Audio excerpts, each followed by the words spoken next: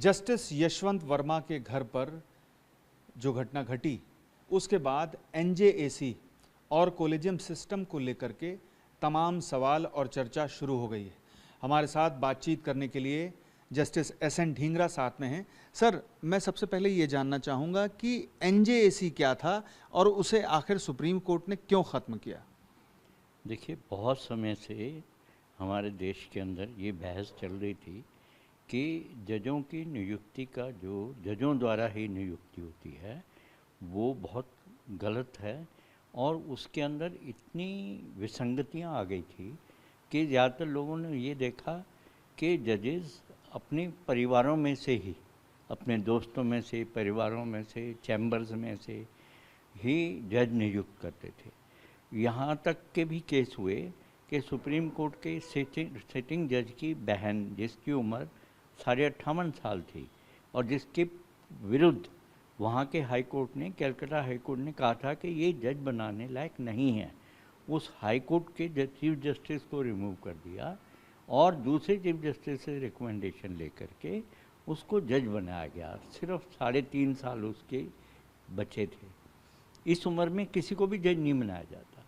तो कॉलेजियम के अंदर इतनी अधिक सड़ांध आ चुकी थी और अब भी है कि संसद ने ये निर्णय किया कि ये जो नियुक्ति का कि जज ही जज को नियुक्त करें, इसको बदला जाना चाहिए। और ये दुनिया में कहीं भी नहीं होता, ना ही ये संविधान में है। संविधान में ऐसा नहीं है कि जज जो है जजों को नियुक्त करें या कॉलेजियम।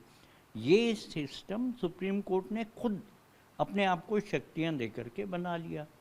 तो इसके विरुद्ध बहुत आवाज़ उठ रही थी कि ये एक गलत सिस्टम है, इसके अंदर कोई योग्यता नहीं देखी जाती। ये देखी जाती है कि who is your father in law, who is your brother in law, who is your mother in law, who आपका क्या रिलेशन है। तो ये जो है, ये देख करके संसद ने ये निर्णय किया कि इसको बदलना चाहिए।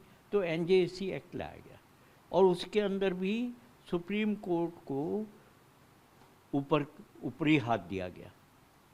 उस एनजेएसी का चेयरमैन सुप्रीम कोर्ट का चीफ जस्टिस था और 2 और जज थे जो उसमें होने थे। 2 पब्लिक पर्सन होने थे, जिनमें से एक की अपॉइंटमेंट सुप्रीम कोर्ट के चीफ जस्टिस और कमेटी के कहने पर होनी थी और एक शेड्यूल कास्ट या कोई महिला या ओबीसी में से ऐसा प्रोमिनेंट पब्लिक पर्सन लेना था और एक लॉ मिनिस्टर था। मतलब किसी को ये समझ नहीं आया कि इस पैनल को, इस कमेटी को सुप्रीम कोर्ट ने क्यों रिजेक्ट कर दिया।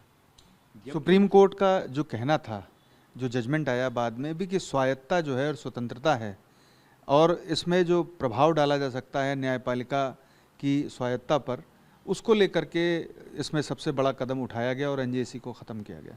देखिए, वीटो तो सुप्रीम कोर्ट के पास थी।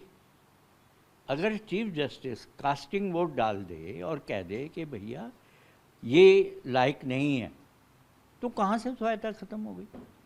आज कॉलेजियम करता है, कॉलेजियम के अतिरिक्त कॉलेजियम में से 3 जज उसमें भी होते और 2 पब्लिक सर्वेंट होते और एक लॉ मिनिस्टर था। तो सुप्रीम कोर्ट की स्वायत्तता कहाँ से खत्म हो गई। और कोशिश ये होती उसमें ये था कि भाई कंसेंसस से अपॉइंट करेंगे। अगर किसी नाम के ऊपर आपको लगता था कि ये जो है नाम उचित नहीं है, ये योग्य नहीं है, तो आप उसके ऊपर एतराज़ कर सकते थे, ओपन खुला। सर, मैं एक चीज़ और जानना चाहूँगा, चूँकि कॉलेजियम सिस्टम से पहले भी अपॉइंटमेंट होते थे, सरकार अपॉइंटमेंट करती थी, आखिर क्या ज़रूरत पड़ी थी सुप्रीम कोर्ट को ये सिस्टम क्रिएट करने की और ऐसा फैसला देने की? देखिए, कॉलेजियम सिस्टम से पहले सरकार अपॉइंटमेंट करती थी, लेकिन इमरजेंसी के दौरान कुछ ऐसी घटनाएं घटी कि चीफ जस्टिस सुप्रीम कोर्ट के 2-3 जजों को ओवरलिक कर दिया गया। जो जज सरकार के खिलाफ फैसला देते थे या सरकार जिनको ठीक नहीं समझती थी, उनको जज नहीं अपॉइंट करती थी और सरकार ने भी कई ऐसे जज अपॉइंट किए जो योग्य ही नहीं थे। तो उस समय भी हो हल्ला हुआ कि ये जो है सरकार अपने जजों को भरे जा रही है। तो ये इस चीज़ को देखते हुए सुप्रीम कोर्ट ने एक जजेस ये वकीलों ने पीआईएल डाली या डलवाई गई, वो भी कई बार पीआईएल भी सुप्रीम कोर्ट के जज ही डलवा देते हैं कि भैया आप डालो पीआईएल, हम इसमें देखो क्या करते हैं। तो पीआईएल डाली और उसमें पहले उन्होंने कहा कि चीफ जस्टिस की सलाह बाइंडिंग होगी प्रेसिडेंट के ऊपर, चलो वो भी समझ आ गया। फिर उसके बाद उन्होंने दूसरी जजमेंट दे करके ये कहा कि प्रेसिडेंट का इसमें कोई रोल नहीं होगा, एग्जीक्यूटिव का कोई रोल नहीं होगा, हमारा ही एक कोलेजियम होगा जो इस जजों के अपॉइंटमेंट। बहुत अच्छा था अगर सुप्रीम कोर्ट ईमानदारी से जिस उद्देश्य के लिए ये जजमेंट दी गई थी उसका पालन करते तो शायद ये व्यवस्था बड़ी अच्छी होती। तो योग्य वकीलों को नीचे के जजों को ऊपर लाया जाता, लेकिन हुआ क्या, हुआ ये कि सुप्रीम कोर्ट के जजों को ये मौका मिल गया, जो काम पहले एग्जीक्यूटिव कर रही थी वो काम इन्होंने करना शुरू कर दिया कि और chief justice Delhi high court के, मतलब सभी हाई कोर्टों के चीफ जस्टिस जा करके सुप्रीम कोर्ट के माथे पर आगे माथा टेकते थे। चीफ जस्टिस कोलिजियम जजेस को खुश करना, उनके घर जाना, और जुडिशियल काम कम होता था चीफ जस्टिस द्वारा और चमचागिरी ज़्यादा होती थी। सर जहाँ तक मैं जानता हूँ कि कोलेजियम, चूँकि हाई कोर्ट के भी कोलेजियम है, सुप्रीम कोर्ट का जो कोलेजियम है, तो कोलेजियम सिस्टम इस तरह से काम करता है कि पहली बार रिकमेंडेशन किसी नाम का भेजा गया तो सरकार उसे अगर वापस भेजती है तो फिर से पुनर्विचार करके अगर वही नाम सरकार को दोबारा भेजा गया तो फिर सरकार उसे कुछ वापस नहीं भेज सकती और ना ही उसे मना कर सकती है, उसे अपॉइंट करना ही होगा। ये जहाँ तक मेरी जानकारी ही है। तो ये भी सुप्रीम कोर्ट ने ही व्यवस्था बनाई है कि हमारी जो से है वो फाइनल होगी। आपने किसी के ऊपर ऑब्जेक्शन किया, आपने हमें भेजा, हमें अगर लगता है कि आपका ऑब्जेक्शन ठीक नहीं है तो हम उसको दोबारा रिकमेंड करेंगे और आपको करना पड़ेगा। ऐसे कई केस हुए हैं। आईबी इंक्वायरी जजों जो रिकमेंडेड लोग थे उनके खिलाफ थी, उन्होंने आईबी इंक्वायरी को ब्रश असाइड कर दिया। देखिए आईबी जो है सीक्रेट इन्फॉर्मेशन के, उससे ये पता चलता है कि इसके ट्रेड्स क्या है, ये ब्रश भी हो सकता है, इसके आतंकवादियों से संबंध है या इसके क्रिमिनल से संबंध है। तो ये आईबी रिपोर्ट उनके उस बारे में रिपोर्ट देती जो आम लोगों को नहीं पता होता। एनजेएसी आपके मुताबिक बहुत अच्छी व्यवस्था थी और जो कोलेजियम सिस्टम है उसमें बहुत सारे लूप होल्स हैं, तो ऐसी स्थिति में अगर दोबारा सरकार एनजेएसी जैसी व्यवस्था लाना चाहे, चूँकि सभापति जगदीप धनखड़ साहब ने एक बैठक बुलाई और उसमें इसका जिक्र किया तो ये बात वहाँ से निकली और शायद दूर तलक भी जाए, तो मैं ये जानना चाहूँगा कि एनजेएसी अगर दोबारा आता है, चूँकि जगदीप धनखड़ साहब ने ये भी कहा है कि जो संविधान संशोधन है उसकी समीक्षा नहीं की जानी चाहिए, तो क्या ऐसा संभव है? मेरे हिसाब से जब सुप्रीम कोर्ट ने ये एनजेएसी को सेटिस्फाइड करने की, एनजेएसी को गैर कानूनी करने की अपनी जजमेंट दी थी, तभी संसद को अपना वो वर्चस्व दिखाना चाहिए था। भारत के अंदर हमने जो संसदीय प्रणाली ली है वो इंग्लैंड से ली है। इंग्लैंड के अंदर भी और भारत के अंदर भी संसद सर्वोच्च है। संसद, संविधान मानते हैं संविधान सर्वोच्च है, लेकिन संविधान को बदल सकती है संसद। उसके अंदर प्रोसीजर दिया हुआ है 368 में कि आप संविधान को बदलना चाहते हो तो बदलो, लेकिन ये प्रोसीजर है। और ये संविधान बदलने का प्रोसीजर संसद की सर्वोच्च सत्ता को ही स्थापित करता है। ये इस संविधान बदलने का अधिकार सुप्रीम कोर्ट को नहीं है, लेकिन सुप्रीम कोर्ट ने इस जजमेंट द्वारा संविधान बदल दिया। संविधान तो संसद को खड़े होकर के उठ करके अपना अधिकार दिखाना चाहिए था कि आपकी ये जजमेंट गैर संवैधानिक है, हम इसको नहीं मानेंगे, हम इसको संसद का रेजोल्यूशन पास करके टर्न डाउन कर रहे हैं और जो एनजेएसी है वही होनी चाहिए। लेकिन सर फिर तो प्रक्रिया ऐसे चलती ही रहती है अनवरत, क्योंकि एक तरफ संसद टोन डाउन करती, सुप्रीम कोर्ट के जजमेंट को, और फिर सुप्रीम कोर्ट दोबारा से एनजेएसी जैसी व्यवस्था को फिर से खत्म करता, क्योंकि सुप्रीम कोर्ट को न्यायिक समीक्षा का अधिकार। जरूरी नहीं है। न्यायिक समीक्षा का अर्थ संविधान बदलना या कानून को बदलना नहीं है। बिल्कुल। लेकिन अगर सुप्रीम कोर्ट अपने आप को कानून से ऊपर समझने लग जाए तो संसद को चाहिए कि सुप्रीम कोर्ट को उसका स्थान दिखाए। तो ये होना चाहिए, ज़रूरी है। अब मान लीजिए, देखिए, मैं शाहबानो केस को सुप्रीम कोर्ट की जजमेंट को ठीक मानता हूँ कि सुप्रीम कोर्ट ने उस कानून का सही व्याख्या की, लेकिन संसद ने फिर उस सही व्याख्या को भी बदल दिया। तो सुप्रीम कोर्ट ने फिर क्यों नहीं कहा? अगर सुप्रीम कोर्ट इतना ही अधिकारों के ऊपर और कानून के ऊपर वो था, तो सुप्रीम कोर्ट को उस अमेंडमेंट को जो की थी उसको टर्न डाउन कर देना चाहिए था। नहीं किया सुप्रीम कोर्ट ने, क्योंकि सुप्रीम कोर्ट की सीमा है। अगर संसद अपना पैर नीचे रख देती कि नहीं, आप गलत कर रहे हैं, और संसद को ये दृढ़ता दिखानी चाहिए थी। अफसोस कि हमारी संसद में दृढ़ता थी नहीं। अगर दिखाती तो निश्चित रूप से हम इस कोलिजियम सिस्टम जिसमें की सड़ान से बच जाते। सर, आपके सामने तो जस्टिस वर्मा के घर में जैसा जो कांड आया है, वैसे पहले तमाम मामले सामने आए होंगे, और आपने अपनी राय भी व्यक्त की कि एनजेएसी जैसी व्यवस्था होनी चाहिए। तो अगर सरकार दोबारा से ऐसा कदम उठाती है तो ऐसे जजेस जो भ्रष्टाचार में लिप्त हैं, क्या उनके खिलाफ जो कार्रवाई है, एक्शन है, वो तेज़ हो सकेगा और आसान हो सकेगा? नहीं, एनजेएसी में ये कोई प्रावधान नहीं है। उसके लिए अलग से कानून बनाना पड़ेगा। अब आप देखिए, हमारे यहाँ हर जितने भी लोग प्रशासन में हैं या न्यायाधीश हैं, नीचे के न्यायाधीश हैं या हाई कोर्ट के हैं या सुप्रीम कोर्ट में हैं, हर एक को अपनी संपत्ति की घोषणा करनी होती है। जी, ये लेकिन स्वैच्छिक है सर। स्वैच्छिक बनाया सुप्रीम कोर्ट ने। जी। क्यों बनाया? सुप्रीम कोर्ट ये नियम नहीं बना सकता था कि हर एक आदमी को, अपने हर जज को अपनी संपत्ति की घोषणा करनी ही होगी। ये स्वैच्छिक प्रशासनिक अधिकारियों को लिए तो नहीं है, ये स्वैच्छिक नीचे के जजों के लिए तो नहीं है, ये स्वैच्छिक सुप्रीम कोर्ट के जजों के लिए क्यों है? ये नियम क्या वो नहीं बना सकते थे? बिल्कुल बिल्कुल। तो वो स्वयं को कानून से ऊपर क्यों मानते हैं? वह, और इसमें जुडिशियल इंडिपेंडेंस का सवाल कहाँ से आता है कि आपने अपनी संपत्ति की घोषणा अपॉइंट होते हुए कर दी, उसके बाद हर साल कर रहे हो, तो इससे तो यही पता चलेगा ना कि आपकी संपत्ति में आपकी तनख्वाह से जो बढ़ोतरी हो सकती है, हो रही है। अगर उससे अधिक कहीं बढ़ोतरी होती है तो पता चलेगा कि कहाँ से होती है।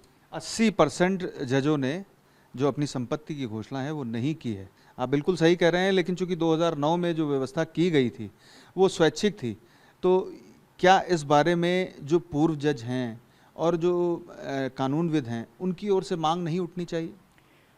मैं तो कहता हूँ जो सुप्रीम कोर्ट छतों के मतलब अपने पूरे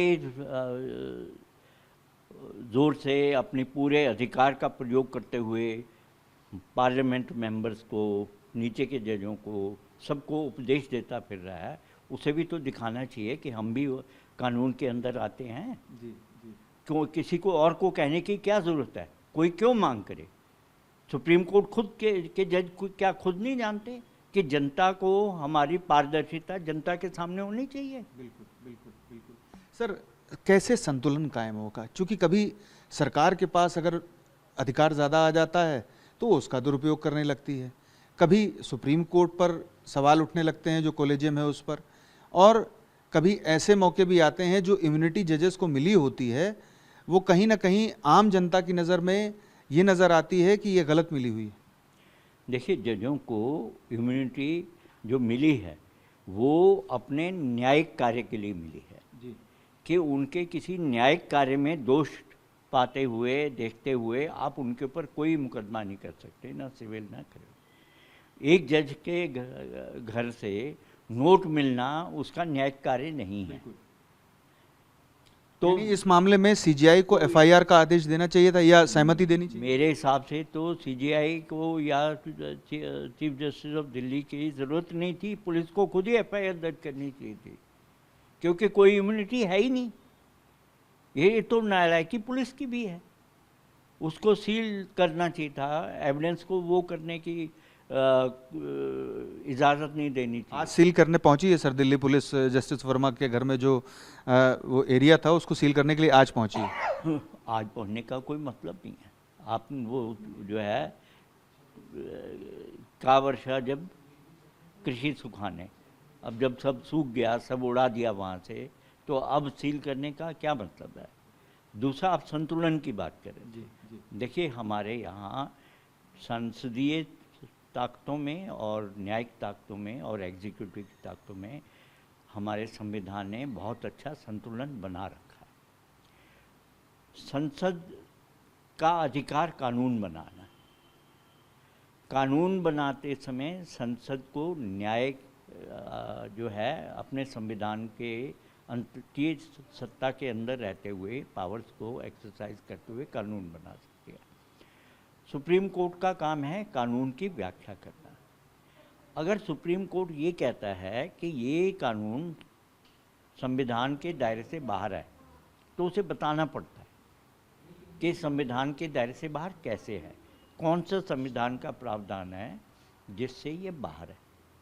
लेकिन आप कानून को, अब जो एनजेएसी का कानून है उससे, उसमें क्या तर्क दिया कि इससे न्यायाधीशों की स्वतंत्रता खत्म हो जाएगी, न्यायिक स्वतंत्रता।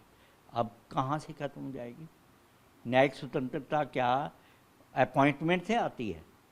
न्यायिक स्वतंत्रता तो दिल के अंदर होती है। किसी भी व्यक्ति को, किस किस्म के व्यक्ति को आप चुनते हो न्यायाधीश, वो तय करता है कि मैं कितना न्यायिक स्वतंत्र होगा। अगर आप अपने रिश्तेदारों को चुन करके ये सोचते हो कि ये न्यायिक रूप से स्वतंत्र हैं, तो गलतफहमी है। तो न्यायिक रूप से स्वतंत्र वही होते हैं जिनके अंदर न्यायाधीश बनने का गुण होता है। आप उनको चुनते ही नहीं, तो वो बैलेंस जो है वो अलग है। सर, एक अंतिम सवाल आपसे ये करना चाहूँगा कि जो कमेटी बनाई गई है, वो कमेटी, जो कमेटी 3 जजों की बनाई गई है इस मामले में जांच के लिए, जस्टिस वर्मा का जो पूरा एपिसोड है उसमें, वो कमेटी कहाँ तक रिकमेंडेशन दे सकती है? क्या इस मामले में किसी केंद्रीय एजेंसी को आपराधिक जांच सौंपे जाने की रिकमेंडेशन भी दे सकती है? और उसमें आगे क्या निर्णय लिया जा सकता है कोलेजियम और चीफ जस्टिस ऑफ इंडिया द्वारा? देखिए, कमेटी जांच करेगी, अपनी रिपोर्ट देगी कि उसने इस जांच में क्या पाया। वो रिपोर्ट चीफ जस्टिस को जाएगी। उसके बाद चीफ जस्टिस ये निर्णय करेंगे कि आगे क्या किया जाए। अब देखिए, चीफ जस्टिस अगर ये सोचेंगे कि ये क्रिमिनल केस है, तो वो एफआईआर दर्ज करने के लिए कहेंगे। लेकिन मेरे हिसाब से ये कमेटी की जांच के बाद की बात है ही नहीं, क्योंकि ये किसी जुडिशियल कार्य का हिस्सा नहीं है। तो पहले दिन ही बजाय कमेटी लगाने के इन्वेस्टिगेटिव एजेंसी को कह देते कि भैया इन्वेस्टिगेट करो, ये क्या हुआ है, कैसे हुआ है, कहाँ से नोट आए, किसके नोट थे, कैसे आग लगी, ये बताओ हमें। क्या सर साजिश भी हो सकती है जस्टिस वर्मा के खिलाफ, जैसा उन्होंने अपने जवाब में कहा है? ये भी तो इन्वेस्टिगेशन से ही पता चलेगा। उनको मौका मिलता कि तुम आप बताओ कि ये जो स्टोर रूम है ये ताले में था, नहीं था, इसमें सामान कौन रखता था, कब रखता था, आपके संज्ञान में रखता था। अगर कोई बाहर से आकर के बिना बात के ही घुस सकता था तो कैसे घुस सकता था? बाहर सिक्योरिटी गार्ड रहता है, आपके ही नौकर रहते हैं, आपके परिवार वाले रहते हैं। तो ये सारी चीज़ें इन्वेस्टिगेशन एजेंसी करती। अफसोस कि हमारी इन्वेस्टिगेटिव एजेंसी में दम नहीं रहा। वो जजों को, इवन किसी भी जज के खिलाफ कोई भी बात करके राजी नहीं है। हमसे बात करने के लिए बहुत बहुत शुक्रिया। तो आपने सुना जस्टिस एसएन ढींगरा साहब को, जिन्होंने हमें एनजेएसी कोलेजियम सिस्टम और जो मौजूदा समय प्रकरण चल रहा है जस्टिस यशवंत वर्मा के घर में नकदी मिलने के मामले को लेकर के, उस पर अपनी राय व्यक्त की और साफ साफ बताया कि आखिर क्या किया जा सकता था और क्या किया गया है। पीयूष पांडे, टीवी 9 भारतवर्ष, नई दिल्ली।